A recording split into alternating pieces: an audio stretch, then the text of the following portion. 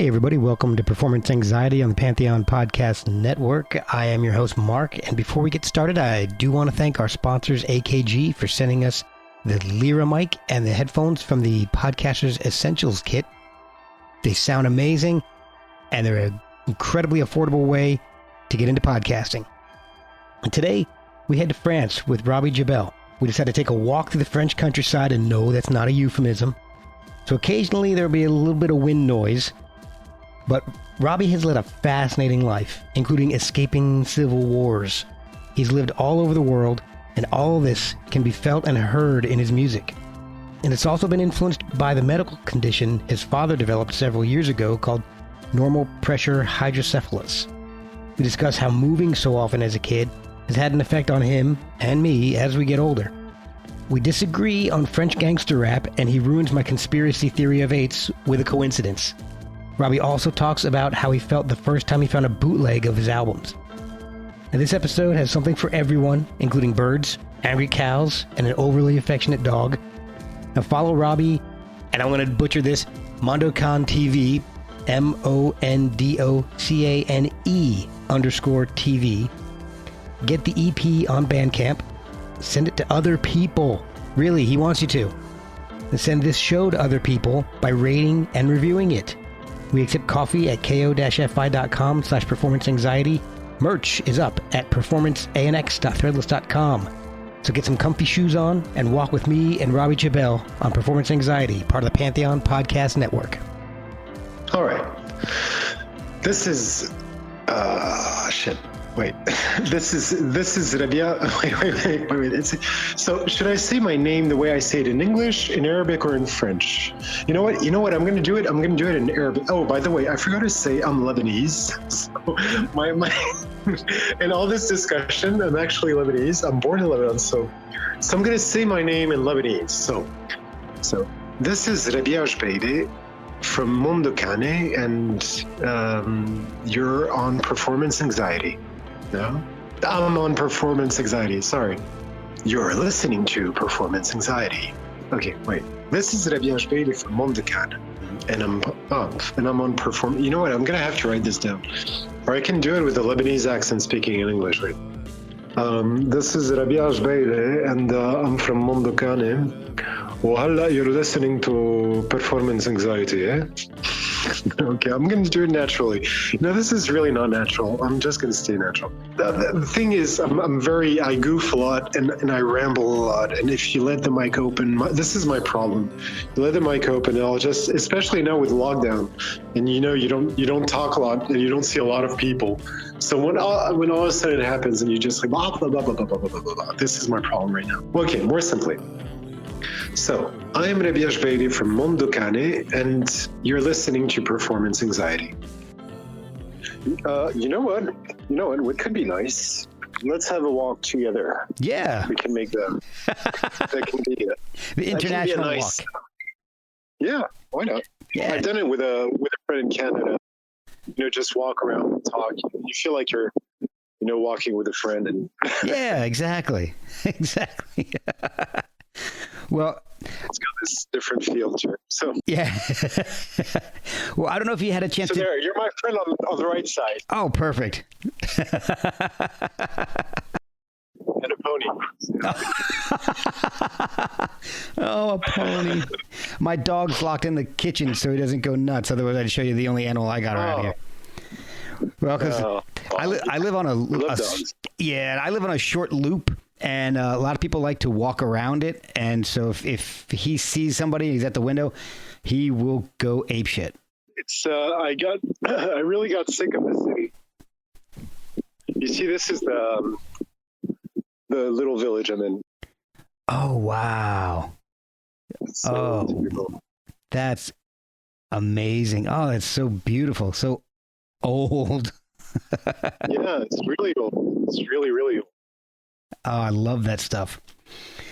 Oh man, you're making me jealous. I thought my house was old and it was built in 1961. Oh, no. That's not the same. No. Here it's old with cows also. And a crazy dog. Yeah. There you go. Hey, all right. There's the crazy dogs. Yeah. Oh, this guy's house is beautiful. Oh, wow. That's one house? Yes. Oh, my gosh. Okay, don't tell him he's a real asshole. Well, he's a fucking jerk, I swear to God. His dog is just like him. The guys with the beautiful houses usually are. Yeah. That's how that's how they can afford the beautiful houses.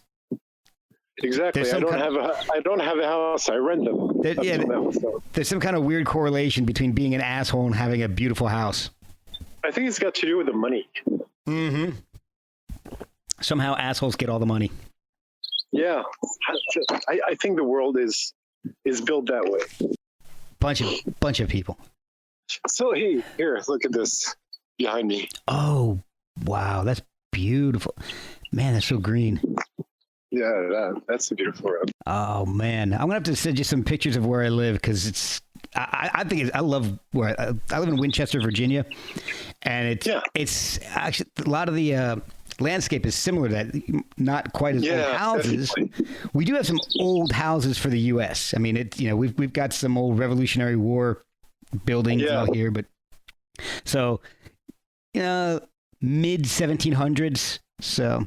That's all right. I'll consider that old. I mean, it's not like an old French castle or anything, but as far as this country goes, it's not the same. It's I lived in Alexandria for a while. I saw that, and honestly, I really loved it. I think maybe because I'm like wearing rose-tinted glasses from my childhood, but it's all beautiful. It's so great when you're a kid, that's for sure. Yeah. And it's gorgeous. It's really green. And so I think I can identify to Winchester. I think I've got an idea of how it could look. Oh yeah. It must be really cool. So, but you have, like you said, you lived in Alexandria for a while, but that's not where you're from originally. I mean, you've been everywhere. So tell me a little bit, and I just did my cardinal sin. I hate it when interviewing people say, tell me about this and talk about that. That's just too formal and just sounds like I'm putting you on the spot. So let's make it a little more conversational. Where did you grow up and why were you moving around so much? And let's find out where you lived. So I'm born in Lebanon. Okay. But my family is originary from the south of Lebanon, which is Tyre. Okay. The city of Tyre, one of the oldest cities in the world. And it turns out, I think I'm born in Beirut. Oh. Anyway, it's really bad. It's not really important. The thing is, my father had a clinic. He was a doctor back in Africa. He's not a doctor anymore. Okay. He was a doctor back in Africa. And he had a clinic in Gabon, in Libreville, the capital of Gabon. Okay. And basically, so he kept on going back and forth between Gabon and Lebanon. And then I'll stop walking a bit. Okay. You know what? Actually, I'm going to sit somewhere. Oh, cool. Okay. This is going to be better.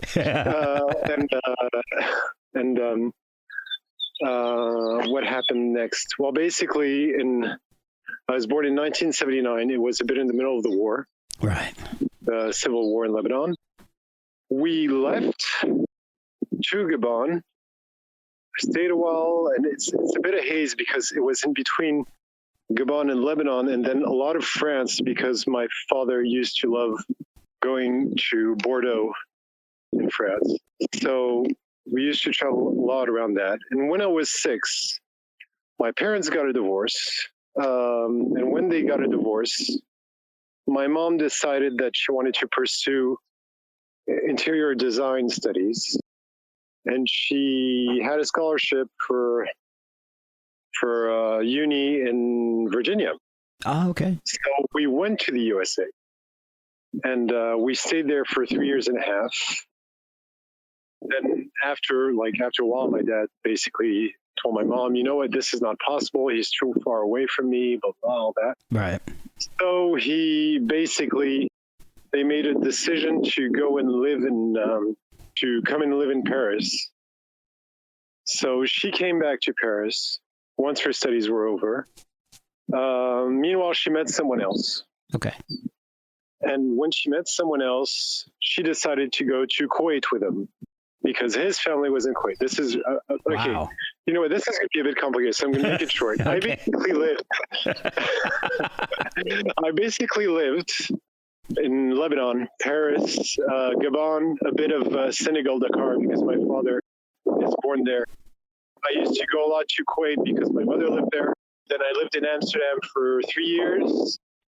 And then what else? I lived in France again, back in Lebanon again. Yeah, I think that's been back in France again. Yeah, something like that. So basically, I lived in the U.S., in Africa, in Lebanon, in France, in Holland. Wow. Jeez. This is to make it simple. Yeah. Man, that's the simple version. Oh my God. Were you into music at a young age? Was there a lot of music in the house as you're traveling, going to all these places? Are you experiencing different types of music? Well, definitely not, because my dad always been, well, when I started living with my dad when I was 11. Okay. My dad always had this mentality as in like, you know what, to make it in life, you know what, fuck studies. Who gives a shit about studies? Okay. Who gives a shit about anything else? All you need to do is find yourself a good business and run it. You know, this is a really Middle Eastern and like very Mediterranean kind of mentality, you know, very Italian mafia and all that. Like, son, why you do this? Why you have to do this? Huh? Why you want to put me in this? Huh? You want to break my heart? You have to take the family. You know, this kind of, that kind of mentality. Oh, wow. So basically, when I started doing music when I was 14, I got my first guitar and I wanted to do like Nirvana. I wanted to be Kurt Cobain, like all the idiots of my age. Right. And I started with that. And then one day when I was around 16, so basically I used to listen to a lot of music. And I used to go to music stores and just like listen to CDs and to pirate cassettes. Yep. And while pirating had nothing to do with pirating today, back then it was more like that meant that it wasn't on a label and it was unreleased through a label. It was just some unknown version of a song or previously unreleased version, bootlegs. Yeah.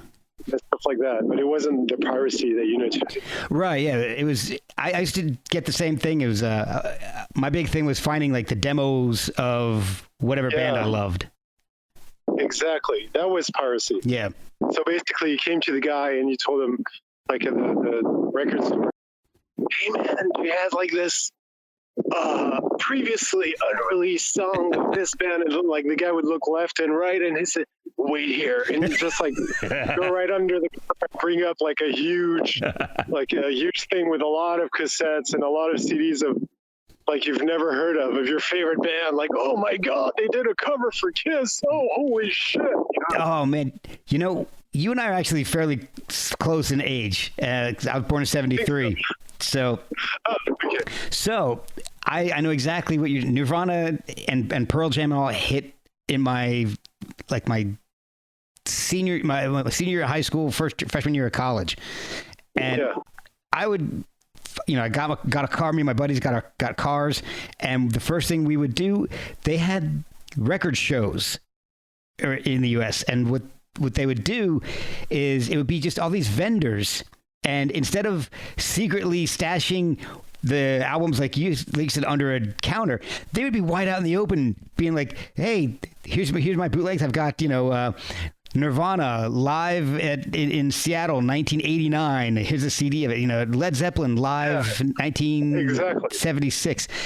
And they would just, I mean, they were expensive, especially for the time, because you know you're talking. A regular CD would be like what, between $15 to $17. You know, a bootleg would be like $25 for a single disc. Definitely. And yeah, definitely. But that's where I would find them. And then they had all these magazines where in the back, the ads, they would have like, yeah, contact us for a list of live and demo recordings, and so. Yeah, we had that in France. That was a great time for music. I know, I mean, maybe the bands didn't like it, but as a listener, searching for that stuff was half the fun of it. You know, honestly, listen, you know what, you see, like, maybe the bands didn't like it, but in honesty, this is the philosophy that made me want to become a musician. Okay. And I was hoping it would still be here. Like, you know, to feel that what you do, music wise, if one day you get fans or like, and they're really into you and they think of the idea of finding something that is like, oh my God, never heard of and like never seen from you, and like they're one of the few who got to buy it or see it, and they go just like, oh, this is so insane and this is so exciting. Yes. I think that must, like, as a musician, that must be a beautiful feeling. That must be really, really amazing. I didn't think of it that way. Well, you know, I'm going to give you an example. I had it's far later what I'm going to say. I like Backbone Party. We had my first band, so we got the album Bear Utopia out, and then one day, I swear to God, I was just typing on Google, Backbone Party, to see how we were referentiated on Google, and we were like, I was curious, and I see Pirate Bay. Yeah. And I was like, what the fuck? What Pirate Bay? What the hell? What do you mean Pirate Bay? And I saw our album on Pirate Bay. Somebody actually seeded our album on Pirate Bay. I was so fucking psyched, man. I was like, this is so fucking awesome. We're being pirated, guys. This is so good. This is so fucking cool. Oh, man. Oh, this is so good. That's awesome. The feeling is amazing, because that means the way I take it is that the guy, for example, really liked the band and thought about just basically sharing it. This was my first reaction. There's a very big difference between this mentality and streaming today, Spotify and all that. Spotify is basically telling you, you know what, piracy is not that bad as long as we make money out of it. Yeah, exactly. That's the very big difference. Assholes. So now people, I remember when Metallica gave shit to Napster. Yep. I was so pissed off. I was so pissed off. I was like, dudes, you're actually killing the concept of cassettes that we used to record for friends. Yeah. And make tapes and stuff like that, and we used to exchange to each other. Yep. That was a logical evolution, and it was not that bad if it cut maybe 10% of your sales. It's not a big deal. Well, it's not a big deal. Now that they won against Napster, look at the world we are in today. Now there's a system of streaming that makes that nobody is actually buying anything. Not a single, not an EP, not a CD, nothing at all. Only people are above 35 are buying. Yeah. The rest, you ask them, whoa, did you buy any music this month? Buy music? Who buys music, man? Exactly. Are you crazy? I'm not going to buy music. So I'm going to stream it from YouTube, or I'm going to stream it from Spotify and all that shit. Exactly. So instead of knocking out that, like you said, that 10% and keeping it for themselves, they've actually knocked music into being more of a passive thing where you're putting it on the background because you can stream it for nothing. You don't have to worry about going out and buying an album you like. Exactly. It's like radio. They've devalued it. Yeah, definitely. And the main difference with radio is, while radio has, for example, you've got, I think SOCAP in the US, CESAP in France, that will protect you. For example, if your song goes on the radio, if it goes on maybe 10 times during the day, well, you're going to get paid for the 10 times the song passed on the radio. Okay. You don't have anything like this for streaming. Well, you're paid 0.007 cents per click. Yeah. I mean, come on. Yeah. I mean, come on. So come on. To make any money at all, it's got to be streamed millions of times. Exactly. And if you want to make a living out of it, it's got to be, and minimum. How many artists get their music streamed millions of times in a year, let alone, a month to make any actual money? I think it was Lady Gaga. I've got to check it out again.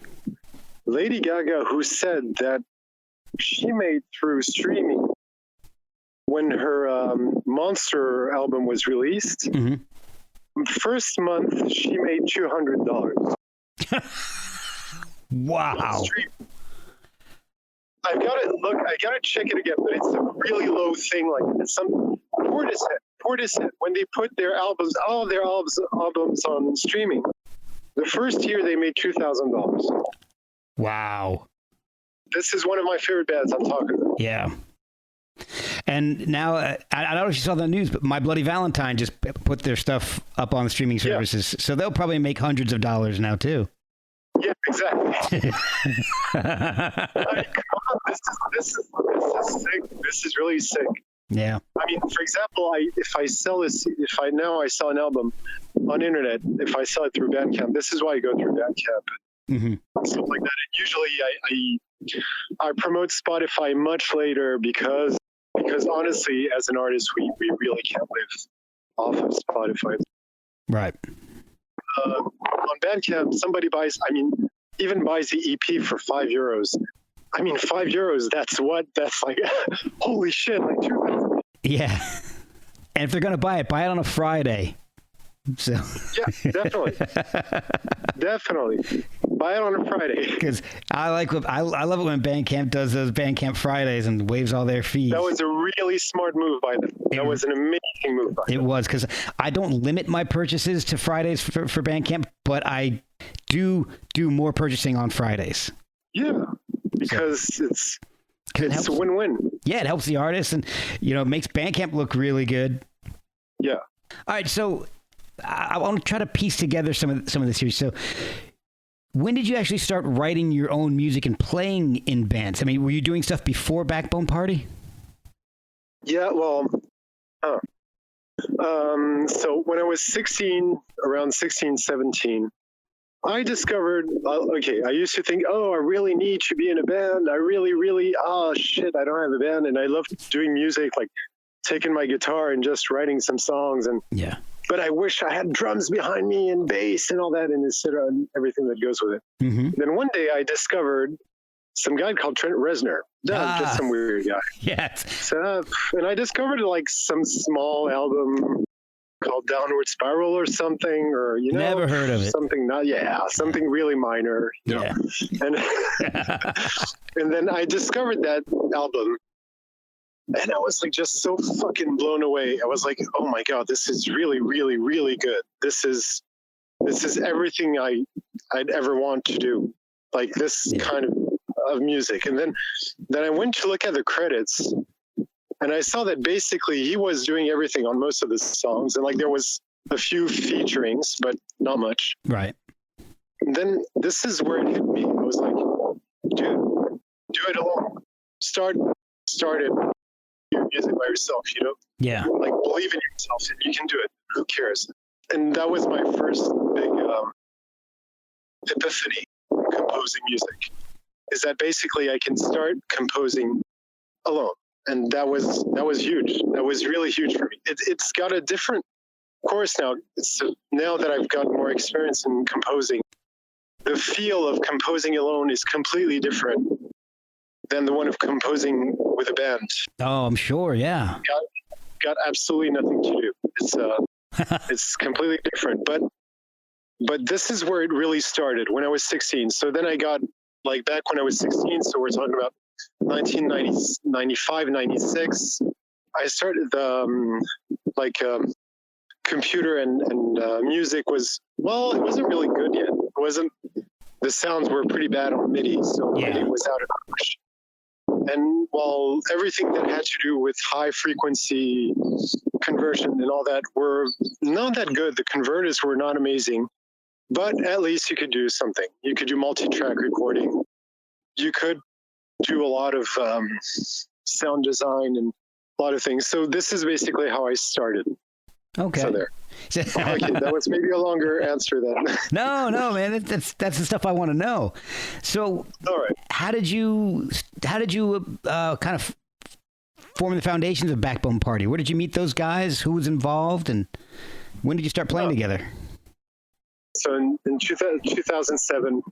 When I arrived in France, I decided, you know what, fuck all this. I'm really going to start aiming far with music. And I had already recorded personally. I did like a demo of, I don't know, 5 or 6 songs. Okay. Or no, actually, it was more with quite a few ideas on the side. And it was all homemade, and it was terrible recording. And but the idea was there.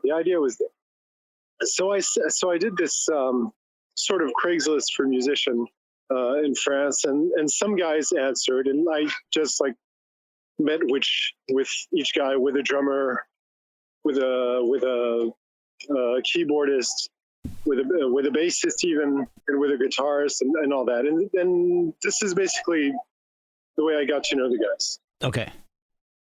With the demo, I mean, like, I put the demo online and I said, okay, this is the music that I want to do. This is what I plan on doing. If you guys are on board, let's do that. Okay. How did you come up with the name Backbone Party? That's from a cartoon I did in 2006. Well, in 2005. Oh, wow. Okay. I did audiovisual studies in Lebanon. Okay. And for my diploma, I did an animated film. Oh, cool. Which is called The Hole, and it's basically the story of a puppet, of a world of puppets. And there's this puppet girl who noticed something that she doesn't have, which is a belly button, which is a navel. Okay. And it really disturbs her, basically, that she doesn't have a navel, and that nobody has a navel except people who decide to tattoo a navel. That she decided that she wanted absolutely to tattoo a navel. Okay. Like, she really wants something that proves that she is born the natural way. Okay. Even if she's not, but it's a movie about identity, basically. And during the movie, I'm not going to tell it's a 15-minute movie. I'm not going to just go through everything that happens in it. But basically, there's this political party that makes a huge speech at a rally. And this political party is called Backbone Party. Oh, cool. Okay. And it's held, and the politician that makes the whole speech is some guy who does not have a spine, disarticulate, and held by other guys. Okay. So this comes from Backbone Party. Oh, cool. Okay. How did you get Ted Nicely involved in Backbone Party? Because he's a pretty big name in the world of music, with Fugazi and all. How did you meet up with him and get him involved in the recording of Backbone Party's album? So, huge balls and dumb luck. This is all I can say. That's great. It was back in MySpace. We recorded a demo with the band. Like, we went, you know what? Let's do it really professional and really clean. And it wasn't professional. It wasn't clean, but it was okay. We just being homemade. Well, at least it sounded like something. And we put it on MySpace. And then I remember talking to our pseudo manager back then. I'm not going to go too much into detail about it, but he basically suggested, you know what? Why don't you look for we call it in France directeur artistique, an artistic director, basically. Okay. Which is or réalisateur artistique, which is basically these are the cows. I think this is the first cow I've had on the podcast. Really? I think so. Now you're going to have a few, I think. That's a lot of cows. We'll be right back after a word from our sponsors. Yeah, that's a lot of cows. Another podcast first. Okay, so we're talking about rock music and serious shit. Not some kind of video clip or something. Damn it, cows. Shut up. Damn it, cows. Well, okay, yeah, just... So he said, you know what? If there are producers, well, so basically in English, I guess we simply say producer. Check out the producers of band you really like from French bands maybe, or from the bands you listen to. Okay. And I know that I knew the kind of sound I wanted. So, for example, I knew that I wasn't gonna like I wasn't going to aim for anything that sounded really industrial, because I didn't want the industrial sound of the band. I thought it would be better to do something that was very raw rock and roll sounding. Okay. Like pretty heavy, pretty dirty, gritty sound, even like something that makes it simple and just like bursting with energy. Yeah. And I was looking, and I was and like there's this French band called Noir Désir. Yes. Yes, I know them. Yeah, they used to be huge back then. Before a very bad incident that we're not going to talk about right now, because I think you heard of it. We only wanted to bring that up. Yeah, you know, there was this great band called Mondo. Let's talk about that. Yes. Then I noticed that on 2 albums, there was this this producer that wasn't French, and I looked him up, and it's 2 albums, 2 of my favorite albums of Noir Désir that I consider that was really above the rest, like really above the rest. Like for example, the rest I would say was pretty good. And then there was these 2 albums where I would go, oh wow, these are really good. These sound really good. Right. And I noticed it's the same producer. Anyway, Sit Nicely. So I Googled him up, and I noticed that he had a MySpace. And I was like, nah, you know what? This is stupid. Why would I even send something? The guy is going to laugh in my face. Basically, or he's not even going to answer. That's the best case scenario. He's not going to answer. Worst case scenario, he's just going to make fun of it. Right. But then, like, basically, I just manned up, and I sent him the demo. I said, you know what? I really, really love your work, and it's amazing. And please hear, like, we're not worthy. You know your opinion. Hey, doggy. There's a dog. All right. No, there's a dog. Yeah, you're in the countryside. Look, she's crazy. Oh, she's not even mine. Gosh, she loves you. She's not even mine. No. Oh my gosh, sorry. She loves you. Yeah, I don't know why. It's always like that when I see her. No, I'm afraid of my headphones. Oh shit. Okay. Yeah. So basically, this is when I sent the demo to Ted, and like 1 week later, he sent me a message saying, "Dude, this song is so fucking awesome!" Like talking about Berutopium. Okay. One of the songs. He said, "I really, really like this song. This is really good, but I don't see what I can do exactly on it because the production is basically good, but like production not in the recording, but as in the way we did it." Right, arranging and everything. Yeah, the arrangement. I don't see what I could really do on it, but you know what? Let me think about it. And then he came back to me, if I remember correctly. No, I told. I forgot how it went. Basically, he said, "You know what? Here are my fees. This is what I can do. This is what I would do, and I'm ready to come over." And wow. I talked with the band, and we talked about it. And he came over, and he slept at my studio, my small flat in Paris. Oh, that's awesome. And that's the way it went. It was really an insane moment in my life. Well, that was like I was like walking on air. It was crazy. It's a great album. Thank you. Just loved listening to it. I mean, SC Lily. I think my favorite song is Charmutations.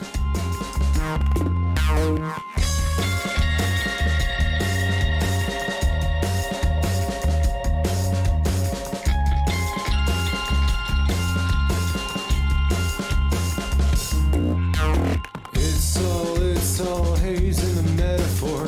Just another in a long line of hungry fears.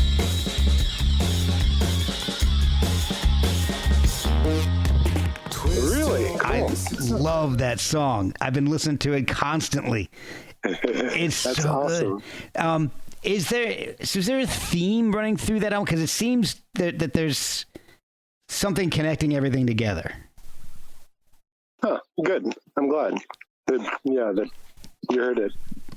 Oh, there is. So, all right, tell me about what binds that whole album together.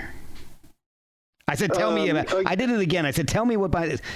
What? I hate saying that.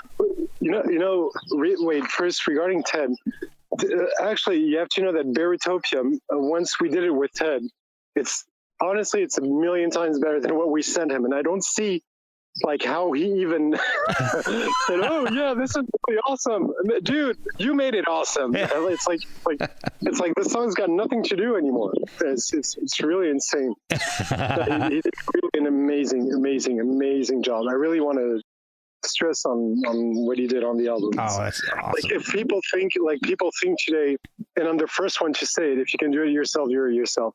But to have a professional external ear on something that you're doing, like from some guy who has, like, we used to call him bat ears because he can hear every single thing that's wrong with your mix, that's wrong with your tuning.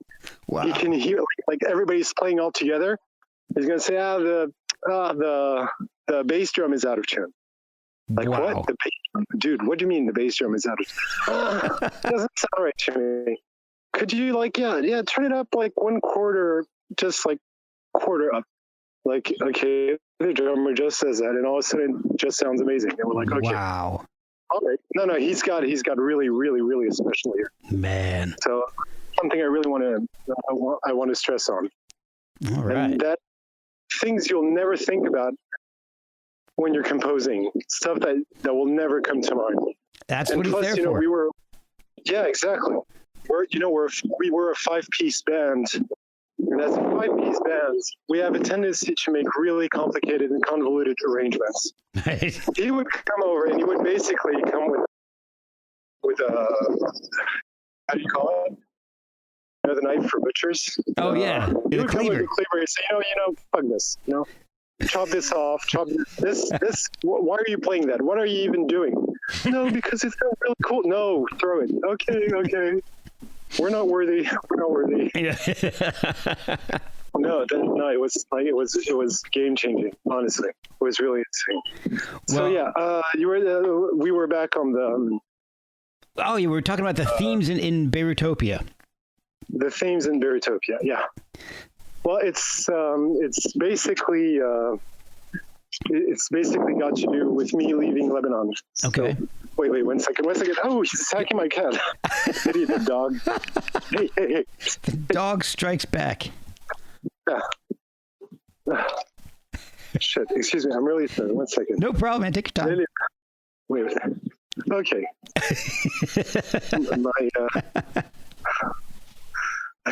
My wife is taking care of the dog. Okay. I'll sit now in the sun. She followed me all the way from the road. Elle m'a suivi du bout de la rue jusqu'ici, quoi. She's crazy. Look at this.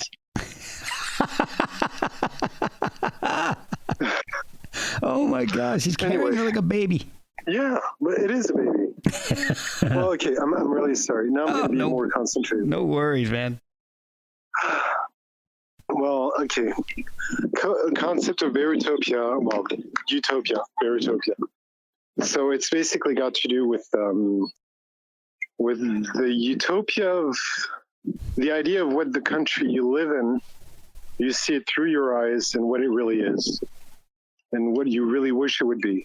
That's basically the concept.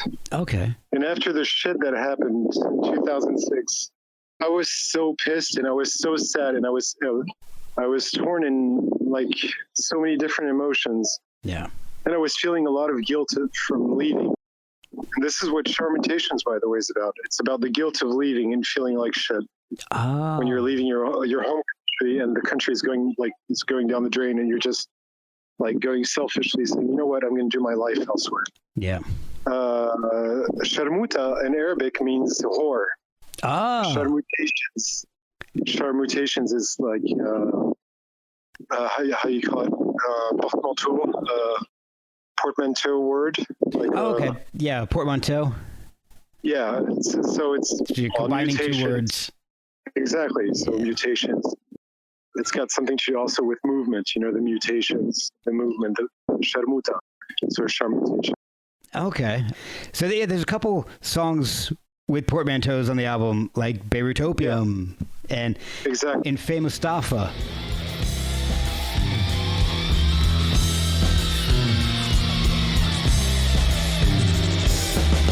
Oh my, oh my, oh my, oh my, it's such a little surprise.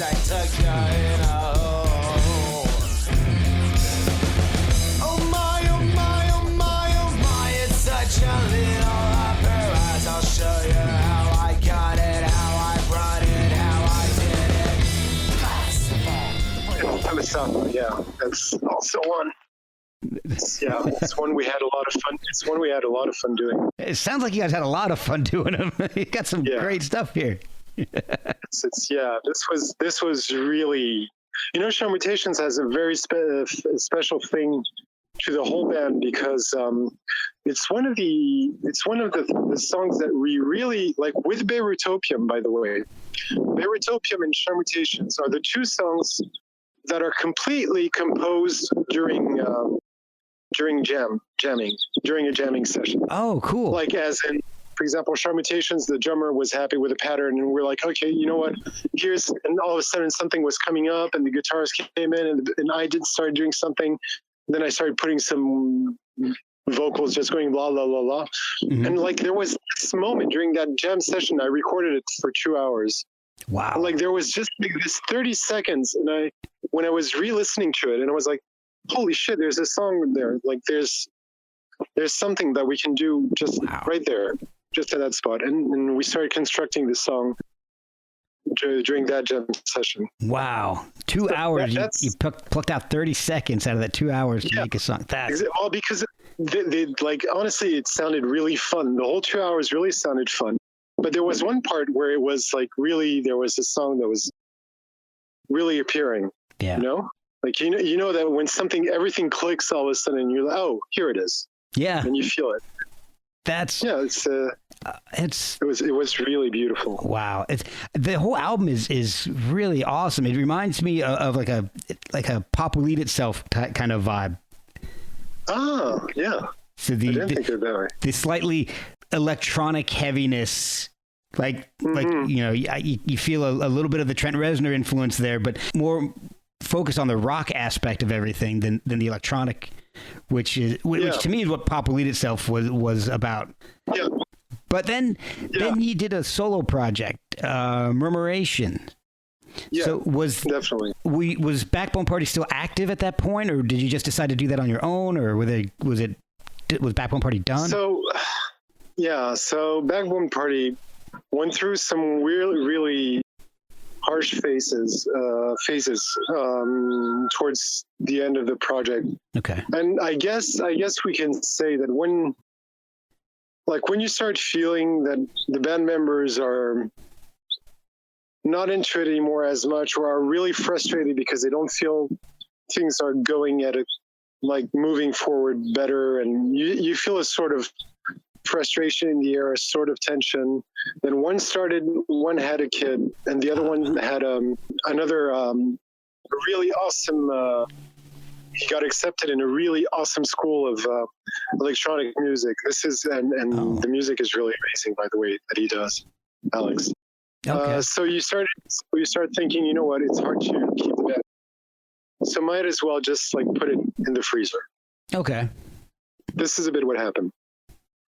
Doesn't mean like we still talk together, and we love getting together and having beers together, and we're still really close. We're a really close band, but basically musically, it's plus right now it makes everything really complicated. So, well, it's better to recognize that and call it quits than to destroy friendships. Yeah, to keep it together. Yeah, that's what I think. So I think it was the best thing to do, and you know what? We just basically thought, you know what? Let's release the album, make a nice promo around I'll try to make something nice around the album. So okay, we did our best, but we're really not pros of communication. So right. So basically, maybe like 1,000 people heard of it. Yeah. I don't know, no, maybe a bit more, but it was really not like the promotion was terrible.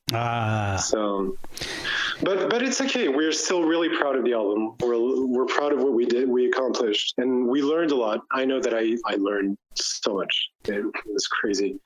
I'm sure. I mean, yeah. Now, and working with Ted once again was it was a revelation for me to.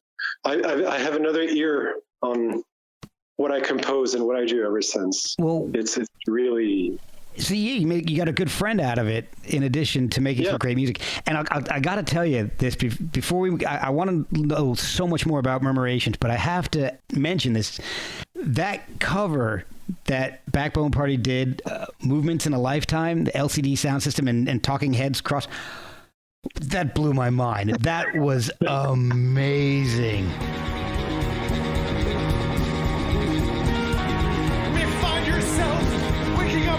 Country. Me ask yourself, where does that highway lead you?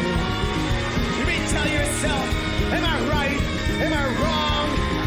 Me ask yourself, my God, what have I done? How did I get here? How did I get here?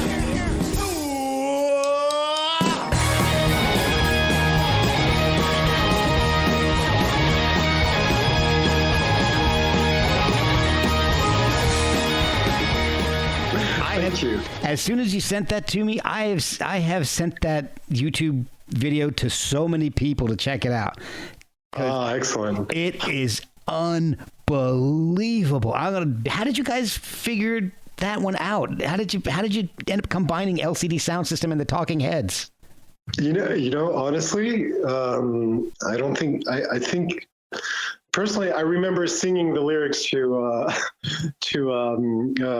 Once in a Lifetime on the movements of the LCD sound system, and I was like, the way he goes, it's like a na na na na na na na na na na to the city, the way he does it, and I don't know why all of a sudden I said, "You may find yourself," and I just imagined it. It was like, "Hey guys, this would be fucking awesome!" And we sat during rehearsal.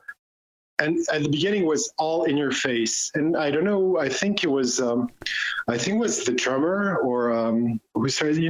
Let's take it real slow. Let's ramp it up. And he started doing something just on the hi-hat that was really low key. Yeah. And then all of a sudden the guitarist Patrick started coming in, and it sounded just so fucking amazing.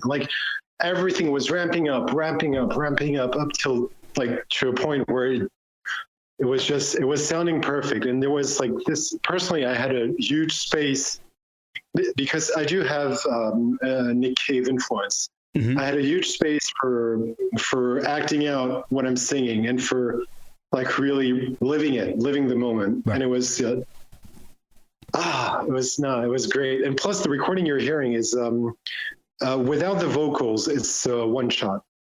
Wow.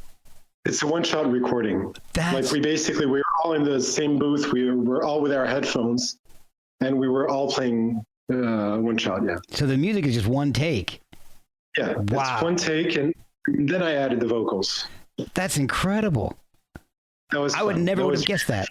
I never would have guessed that. It just sounds so good. Oh, I'm really happy. This is one of our.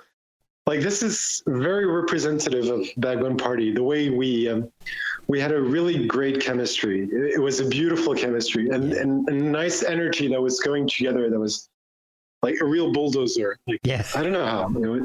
It was really cool. You're gonna make me sad, man. A Backbone Party reunion. No, it was. You know what? Someday, I think we could do that someday. We gotta see. That would be, as long as you record it and either do Movements in a Lifetime or make a new mashup, because that was just that was so great. All right, so Thank you, man. That's awesome. I'm so happy. But I want to know more about Murmuration, because that is it's so different from Backbone Party. But I read the information you sent to me about it, and it's just unbelievable. It's a project based on the mechanics of memory. Can you explain that so that people who don't have the luxury of contacting you and getting that sheet you sent me can understand it? It's so Backbone Party was over, and we had and basically when I started Backbone Party, I never rested ever since I got in France, ever since the end of the war in Lebanon. Well, I fled the attack of Israel in 2006, during the summer of 2006. Right. And it was a really hard time. I'm not going to go in full details, but it was a crazy moment in my life. and I had to start my life over again in Paris. And when I started over my life, this is when I decided, while I was looking for a job and while I was working in a hotel, that I'm going to start a band, and this is Backbone Party. Mm-hmm. Then we founded Backbone Party. And then when there was this band and we were playing, and I was basically making 16-hour work days. So like 8 to 10 hours at work. Then I would rehearse with the guys, or I would be composing at home. And this was my life for, I don't know, 4 years. Wow. Like 4 or 5 years.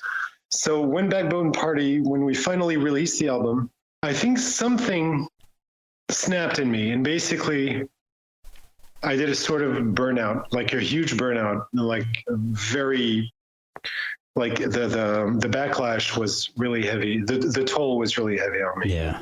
So I went into this a bit down moment in my life. Okay. And it turns out that the problems were not stopping there. My father had a brain disease, which is, how do you call it? Normal pressure hydrocephalus, and which made him have, like, be stuck in loops of memories.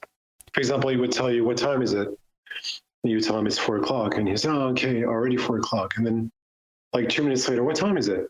And he said, I just told you it's like 4 o'clock. And he says, oh, okay, all right. And then he would repeat it, and he would stay in a loop, and everything would be a loop. Every single thing you would say to him. And these years were part of the hardest I ever had. Wow, I can imagine. Yeah. It was really, really hard because I wasn't living in Lebanon, so I went there and like try to be there for him and do the best I could with him. Okay. And yeah, it inspired me to do murmuration. And since he had water, like normal pressure hydrocephalus is basically spinal fluid. Okay. I think that was making a pressure on his brain. And this was damaging, and this would make him have no short-term memory, so he would keep on repeating the same things. Okay. So I decided that murmuration would be the concept. So everything that has to do with something extremely fluid, I wanted it to sound really organic. At the same time, mechanically playing on loops. So everything you hear starts off with a loop from the guitar, for example, and I just built upon it. And the first track of Murmuration, this is what it is exactly. It's a loop that I recorded, a long loop, and above this loop, I started recording other loops of guitar, and other loops, and other loops, and other loops, and it built up. Okay. So I was always playing with this concept all along all the songs.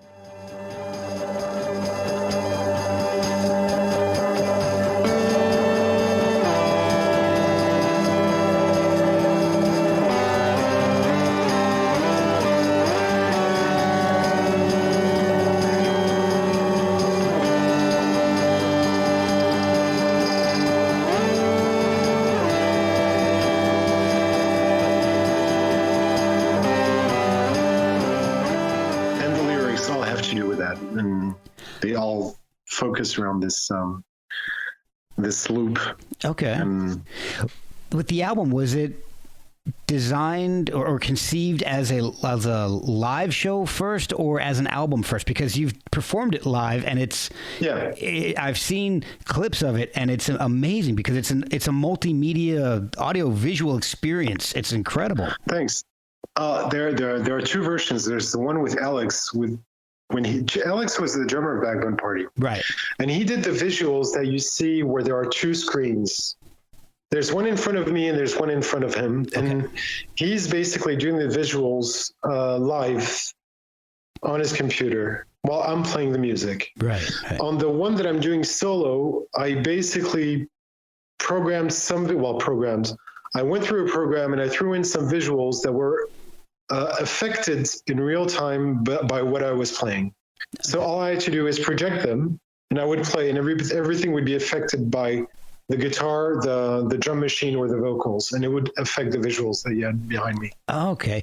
What I found fascinating is what you're mentioning is that there's a limited number of loops that you're doing, and to have the music move forward, you have to remove one to create and create something new, which I find fascinating. It goes along with the whole concept that to be the most creative, you have to give yourself boundaries. Yeah, exactly. This was my boundary for this album. So that was the whole concept was locked on that. It's fascinating to me.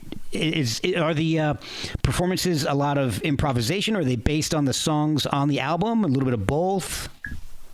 Yeah, the performance.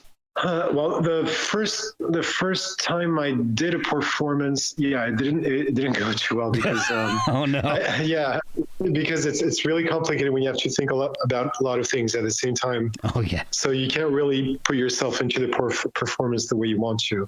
But the second and third time I was pretty happy with them. The thing is, I created the idea of the performance was that I'm not I didn't want it to be, one of these pure electro performances where the guy basically, what you're going to have, you're going to whatever you're going to play, there's always a safety button you can press and everything will just go on a straight track, and you've got a pre-recorded track waiting for you just in case something goes wrong. And you can do a lot of things for it not to fuck up. When you're doing something that's half rock, and just normal performance, as in singing, guitar, bass, or something like that, mixed with computers, I wanted to find a way that made it sound as spontaneous and unexpected as a rock concert. Basically, if I wanted a part to be longer than usual, then I could do it. If I wanted to pause, I could do it. If I was going to make a mistake, well, it's going to sound like a mistake, and that's it. And live through it. And if I wanted to sing a bit differently, I could do it. And this is how I created the concept. I made sure that every piece that was looped, or that I was playing looped, or that I was creating, or etc., that there was a way that I could just, I could make it last longer. I could sing above that.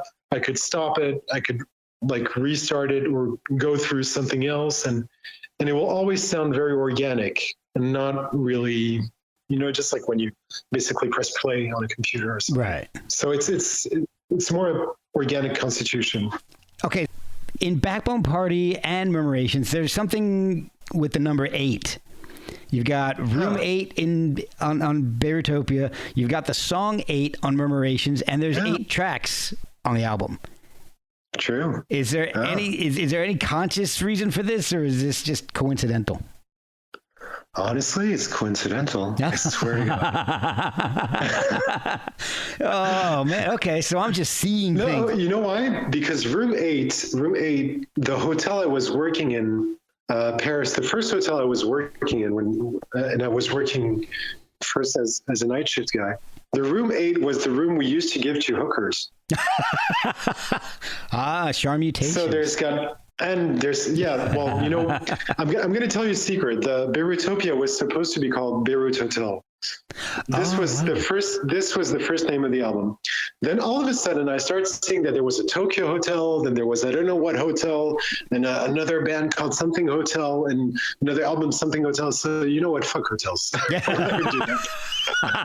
So this is why it's not called, but basically the concept was a huge hotel, how you call it? A hotel for hookers. I forgot the name. A bordello or something. Oh, okay, yeah. That was a bit the concept. Okay. It was supposed to go in that concept, mixed with politics, mixed with war, mixed with, it was a huge allegory of that. You could say most political establishments are hotels for hookers. Exactly. They're all for sale. That was the idea. That's exactly it. Songs like 8 and Your Jade, My Loss are incredible. I love it, but I think cool. I think my favorite is Sunrise and Repeat.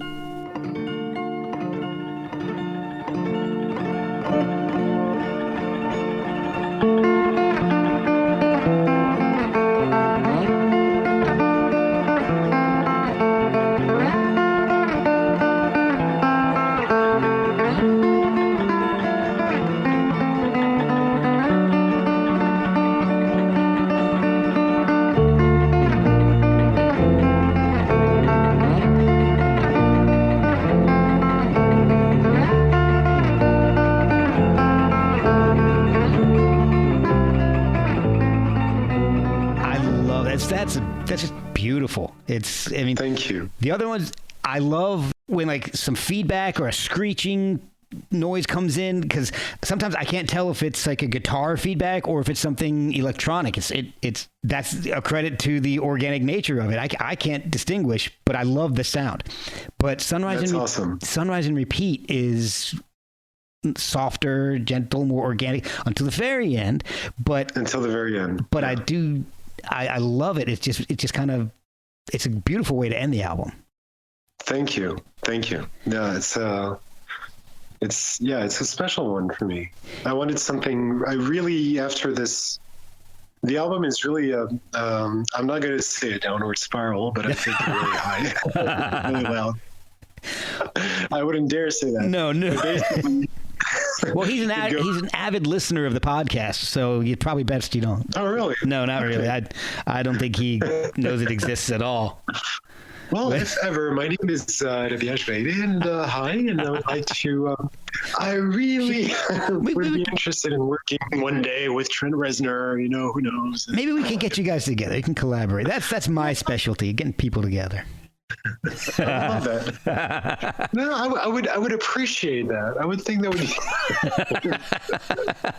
I think there was a little bit of a break between Murmuration and Mondo, right? Yeah. So what were you doing in that time frame? After Murmuration, well, there wasn't a huge break, was there? No, actually, there was 5 years. Yeah, 4 years. 4 years, I think. Was it? No, I forgot. Yeah, I agree. There was a while. There was a bit of time. I think. Well, I moved to another city in France called Limoges. Okay. And in Limoges, we were starting. I wanted to start another band. I wanted to do something a bit different. At the beginning, I was thinking even to do power trio, but with me at the bass and singing, and with 2 drummers. Oh, and wow! I really wanted to do that. That's awesome. And that was a concept I really, really wanted to do. And I found 2 of the best drummers I've ever worked with, 2 amazing guys, and they seemed fairly into the idea, but they didn't know exactly where I wanted to go with it. And basically, I guess this is where it was a bit my fault, is that I was more into the idea of let's jam and record what we're jamming and see where it brings us. And I really wanted to recreate what I did with the band Backbone Party, what we all did with Sharp Mutations, okay, which is basically record a whole jam session. And when it really picks up, just re-listen to it and say, oh, okay, there's this part. This could be the beginning of the song, and start constructing from that and building over that. Okay. I really wanted to do that, but it didn't work with them. But I did it for a really long time, and we tried really long, and basically nothing fruitful came out of the project. So meanwhile, I tried different projects with people in Limoges. Okay. That really didn't really work out. And meanwhile, I was thinking more and more of doing a band in French. Okay. And I thought, you know what? Let's just try something different. I've never written French. I never sang in French, and I thought it was it's a very complicated, very hard language to sing. I find. Oh, really? I think it's really difficult to make it sound correct, sound nice. Okay. It's really especially in rock music. If you're gonna sing something that is more spoken word, for example, it's amazing. It's an amazing language for spoken word. Right. For singing, it sounds very. It's very hard to get something sounding really good with it. Okay. That's what comes to mind. I noticed that with French and gangster rap. Yeah, I haven't heard that. That works really well. That doesn't. I'm like, this doesn't sound as menacing as the guys out of Compton. No, I'm going to send you a few things. You'll see that it does. Oh, cool. All right. No, really. If you ever listen to Supreme NTM or I'm going to send you a few links. All right. No, cool. You've got some things that are really, really, really good, and plus a really well designed loop patterns in the background that are like in the music that sounds really good. They can get closer to guys like how is he called? The guy who died not long ago. Doom. MF Doom. Yeah. Okay. They're gonna create this type of pattern, this kind of flow, but with a much more aggressive vocals. And it sounds really good. I'll check it out. No, I think I'll send you a few links. They sound really aggressive, and it's got real big heavy meaning. Oh, cool. No, it's cool. I'm really all for it. All right, so you decided you wanted to do something more focused on French, and so that's Mondo Canon. Am I pronouncing that somewhat correctly? Well, I'm Americanizing it. I know. You know, we were talking earlier about Faces of Death, right? Yes. Do you know the movie Mondo Cane? Yes. I've never seen. I'm aware of it, but I've never seen it. See it. Okay. See it because it's the first Gonzo like filming. How do you call it? The first documentary ever made. Okay. So Faces of Death comes from this movement. Okay. Mondo Cane. It's Okay. an Italian-French production in the 60s. Okay, and I've seen it, but I've been pronouncing it incorrectly the entire time. Well, it's Mondo Cane, but okay. For example, in French, when somebody asks me what's the name of my project, I say Mondo Cane, basically. Okay. So if, for example, somebody asks in English, I would say Mondo Cane. I don't know. If I go to Italy, I'll say Mondo Cane. So is that just you, or are there other people involved in the project, in the music that you've recorded for it? No, for now it's just me, but it's open to the idea of making a band out of it. Yeah. I was gonna say, I like the sound of it because it's somewhere in between Backbone Party and the more electronic side of Murmuration. Yeah, thanks. I'm glad. I'm really glad. That means I did something like really. This is what I wanted to do. Oh, good. I really wanted to do something in between the two, but with a bit more. With French first of all, that was something I really wanted to try. Was this all recorded during the whole pandemic process, or was it started beforehand? Exactly. I'm even going to show you where it was recorded. Oh, cool. And I'm probably not going to do a very good job if I talk about songs in particular, because I don't speak French in the least. I took Spanish in high school, and that was a long time ago. So even my Spanish is bad. So I will do my best if I wanted to point out a specific track, but I can't promise it's going to be right. Don't worry about it. So the first track is great. I don't need C'est quoi suit? Ce qui suit. Yeah. Oh, see, I was so close. So close. Combien de mois pour assembler tous nos tiroirs?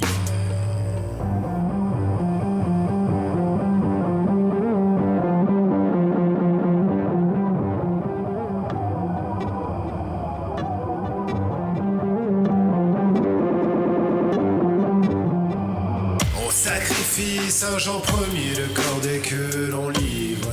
It's the reference to, when you see these videos on internet and like these clickbait videos that say, watch what happens next. Oh, yeah.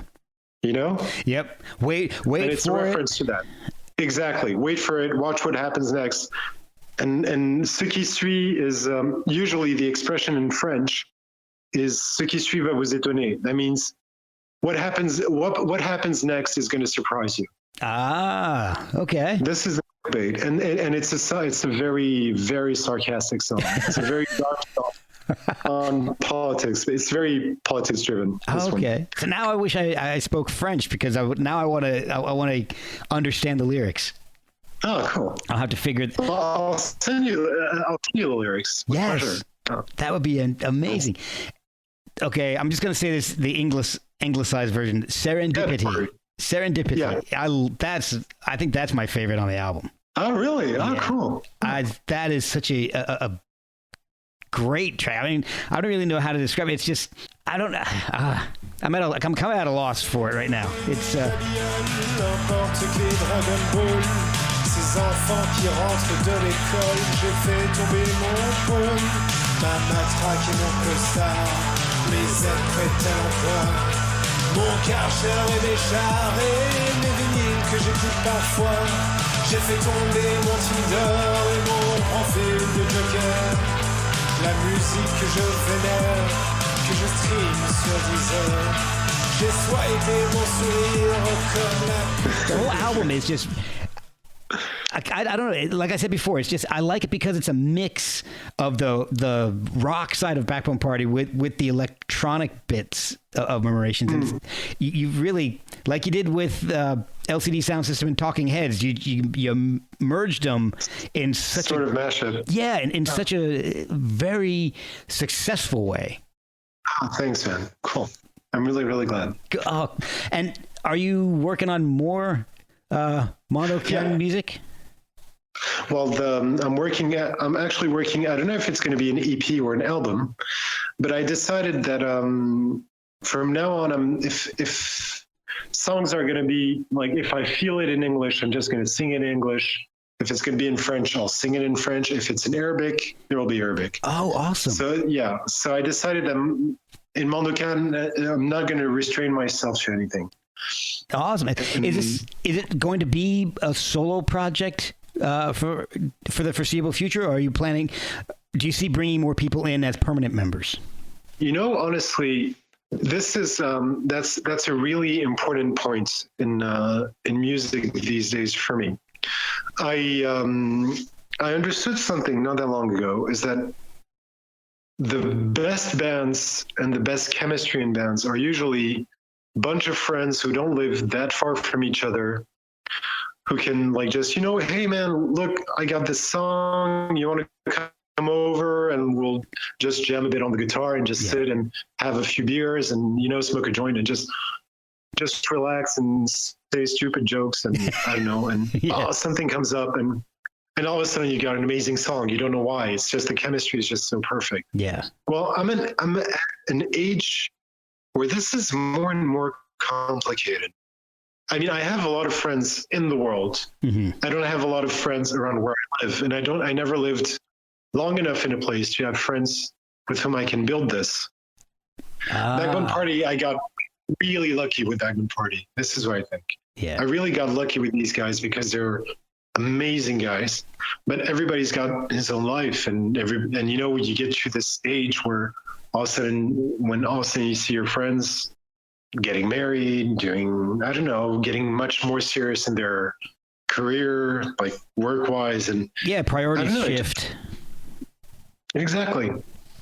But for example, I think to have like a band, like a real rock and roll band where you jam, and while you're jamming something comes up and you start building on improv and something brings something else and all that. I think it's really difficult for me nowadays to have that, but you never know. It can happen again if I don't know, if I get along with another musician in such a way that it creates this chemistry. I would love it. I would be crazy for it, and I would definitely want Mondo to go in that direction. Okay. Meanwhile, I still am the guy who did Mondo, and I'm still am the guy who did Murmuration. Sorry, that means I'm still this guy who's introverted in composing. Who likes to have his own cocoon while he's composing, elaborating the concepts to a certain point, and then I get ready to deliver it for other people to deform and to make it their own. Okay. You see? Yeah. But I still need that time first. I still need that moment of creation, of me, myself, wrapping my head around what I'm trying to do. And that usually takes a bit of time. Well, for you to form a band, you got to stay in one place long enough, man. Yes, also. I want to ask you a question. Speaking of that, something just popped into my head. And you moved around a lot as a kid. And when I was young, we moved around a lot too. And I was born in Texas, moved to New Jersey, moved down to Virginia, then relocated in Virginia, then moved back up to New Jersey, then up to upper state New York for college, back to New Jersey, back down to Alabama, then back up to Virginia. So do you get the feeling after you've been in one spot for a little while that it's time to go, even if there's no reason for it? Because I get that a lot. Well, right now, this is what we're thinking. Yeah. It's like, you see, this is what I was telling you a bit earlier. I was like, we were walking around. Yeah. I said, yeah, but I think we're going to leave soon. Yeah. I think it's growing up, moving around a lot. It's just, I never feel like once I feel settled and I start to grow roots, I'm like, okay, time to go. Yeah. It's just, there's a bit of that. And I don't know if that's good or bad because, I've got kids of my own and I want them. Fortunately, we stayed in the same area for the past 14 years. So the kids they've got their friends and they've been in the same schools. We've changed houses once or twice, but they've been in the same area, still have the same friends since they were little kids, but it just feels weird staying in one place for so long. How old are they? 16, 17, and 18. Oh. So we moved up to Alabama. My oldest was, I think 3 or 4. So we moved up from Alabama to Virginia, and we've been up here for, it'll be, I think 14 years 2020, 15 years this summer. My oldest remembers some of Alabama. My son, he's in the middle. He might, but my youngest doesn't remember anything but Virginia. So, all right. I think it's really important. Your kids, I think they're starting. Well, the one that's 16, I think it's going to be hard. Yeah, if you move. I don't know. So maybe hang on a little bit more. Maybe I'll end up moving again soon. Who knows? But not before the kids are done with high school. Yeah, no, I definitely understand. But it's I don't know why. I think when you were saying that while you were growing up, you moved a lot. I think that conditions us. That really conditions us. I think so. In a good way and in a bad way. I remember when I was a kid, I used to when I was a young teenager, I used to how we can get all emo and stupid at that age. Yeah. I used to watch the Highlander movies and feel a bit like the guy, and you know what? Each time I go into a new place, it's like I'm seeing people get born and then they die and then I leave, and and it's so I imagine myself like a Highlander. And who wants to live forever? And there's this Queen theme each time I say goodbye to new friends. And I know what you mean. All that stupid shit. I know what you mean. There can be only one. There can be only one, and that will be me. Rabih, thank you so much. This has been great. I really enjoyed talking with you, and well, thank you. It was fun. Where can people find your music? How can they follow you and keep an eye on what you're doing? Okay. Well, right now, on Instagram, I've got 2 channels. There's the Rabih Gebeile channel, RABIH/8 GEBEILE, and there's the Mondo TV that I did. And this one, it's got obviously everything that's got to do with Mondo Can, and the part where I'm having fun, I'm doing a lot of glitch art videos on it. Oh, cool. So I think I'm trying to give it a nice concept altogether that's a bit different from what I usually do. So I'm having quite some fun on it. So on Instagram you've got that, and of course on Bandcamp you can find Mondo Can, on Spotify and all that, all these things and all these amazing services. Yeah, where you make 0.0007 cents. Yeah, that's definitely. Really nice. I can buy a burger. Yeah. Go with Bandcamp, everybody. But well, even, honestly, the most important for me, up till now, my biggest problem is that I noticed not so many people heard what I do, heard the EP, and I would really, rather than buying it, I would love people to at least listen to it. That would be really awesome. Cool. That if they really like it, I would love a movement of, I really like this. I want to share this to a friend. I want this movement to go on. I really want this sharing and caring before anything else. You want to be the guy that's bootlegged. Yes, please bootleg me. Please bootleg me. All right, well, I'm doing my part to bootleg you. Thanks, man. That's awesome. Pleasure. Well, thank you for spending so much time with me, man. It's been a blast, and I definitely want to stay in touch with you and have you back on. Pleasure. Awesome. Se regarder manger une mort, se doiter le fond de la gorge, et recommencer, et recommencer, et recommencer. Regarder les autres s'épancher dans un torrent de sang, de foutre et d'eau, et recommencer, et recommencer, et recommencer. Se regarder se cogner avec violence contre les mêmes murs, et recommencer, et recommencer, et recommencer. Avaler le sable, reculer, mourir un peu, voir les autres tomber ensemble, et recommencer. Seul